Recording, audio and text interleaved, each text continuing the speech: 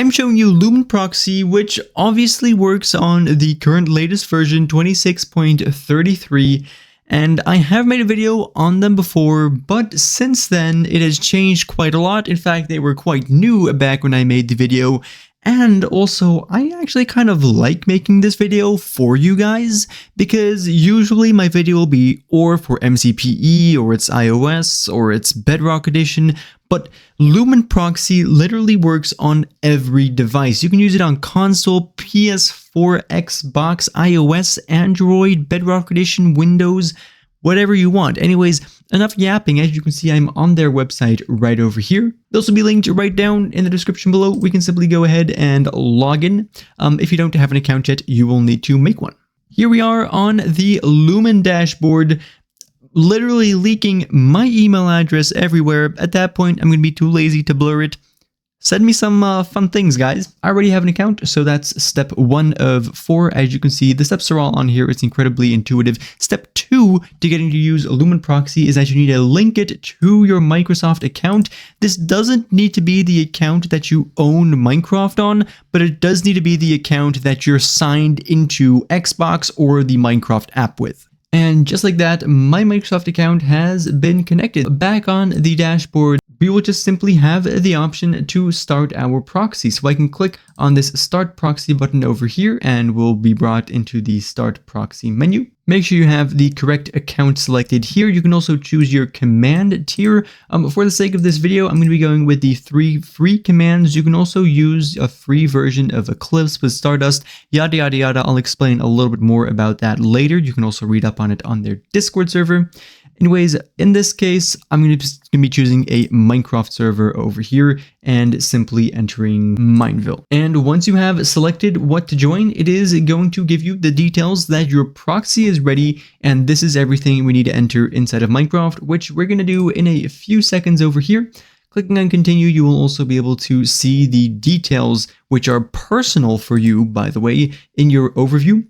I want to go through a few more things though on the website. First off, they do have their own setup guide over here if you want to read up on that with beautiful AI generated thumbnails, I guess. You can also import resource packs into Minecraft directly through the proxy, but you do need to pay to be able to do that. For the rest, you can also make configurations, so save configs and stuff like that. When you do, they'll actually get saved directly to your account and you can manage them in your dashboard, which is pretty neat. Then they have this whole Eclipse and Stardust thing over here, which I will mention more about a little later, and they have this accounts section here too. Now inside of Minecraft, I'm going to be joining the Lumine Proxy, and I'll show you exactly how to do it.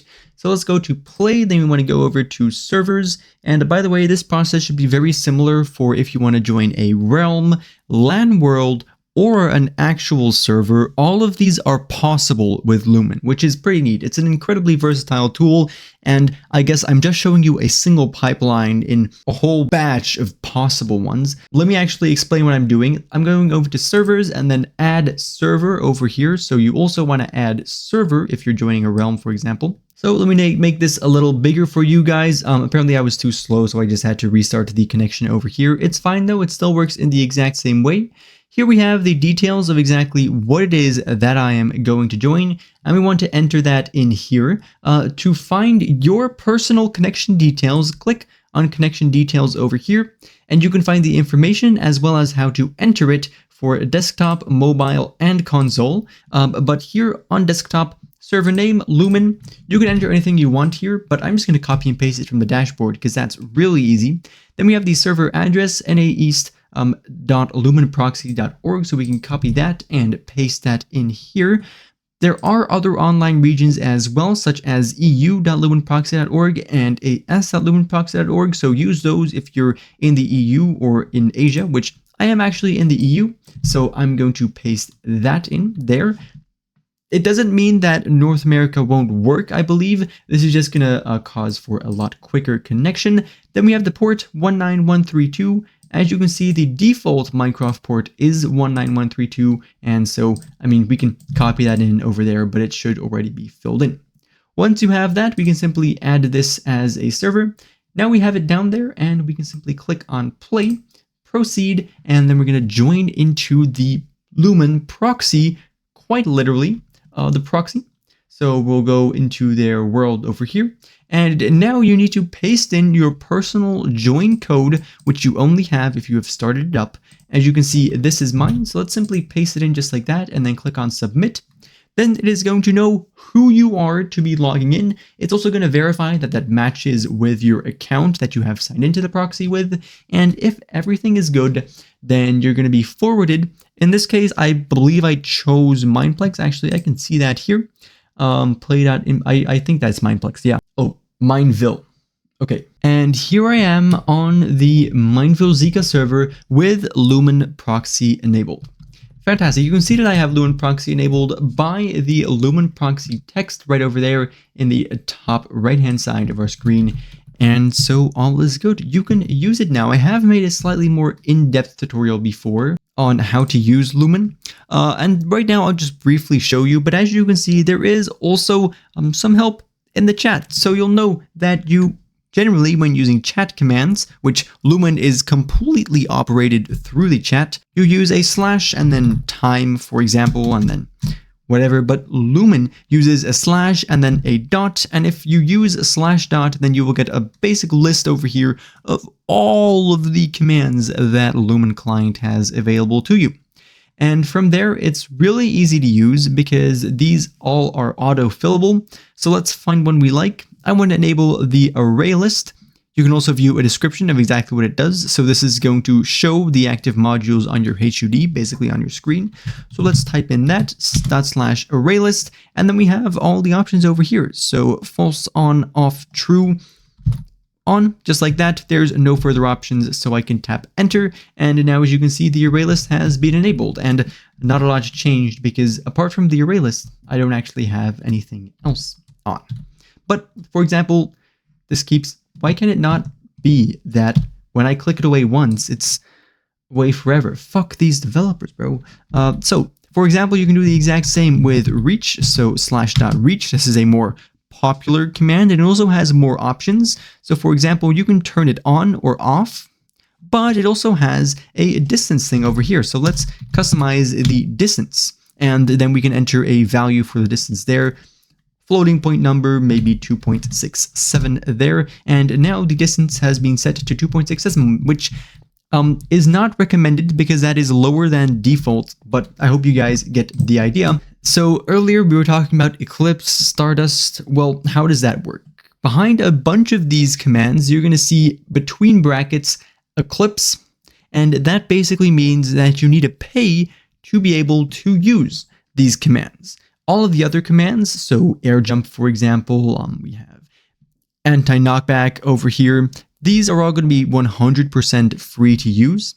And all the ones for Eclipse require you to either use Stardust to be able to use them, or you need to buy their subscription, which is $9.99 a month, which I don't necessarily recommend doing unless it is something that you really want and you know that you are going to use. For the rest, as I said, you can use Stardust. What is Stardust? Well, you can buy Stardust, and every Stardust that you buy gives you a 1 minute of use of the premium features over here, so the ones that require Eclipse. You also get 120 free Stardust per day, and that automatically resets as well. So every day you can use the Eclipse or the page modules for 2 whole hours, and after that, if you want to use it for more, like if you're unemployed, then you can pay, which I guess is kind of ironic. Applies a D to your player's skin. That's not what I expected to see when I exited full screen, but okay. I actually just realized that because of YouTube compression, you guys might not even be able to read that. Because for some reason, the Minecraft UI is very chopped and small when I go into tabbed. As you can see, here is my 120 daily Stardust. If I stop this proxy, which probably means I'm going to disconnect over here, you can resume your last used proxy, or we can start a new proxy with the 120 Stardust or Eclipse minutes left. As you can see, that is enabled by default, and that gives you the 120 minutes every day that you can use the paid version for. The other reason that I went back to this dashboard over here was for this small yet powerful features link right over here. This gives you a little more detail here. So there are 26 commands that you can use for free, and then a total of 124 commands when you're using the Eclipse version, which is also free, but just not always free, as you can see with this AI generated diagram.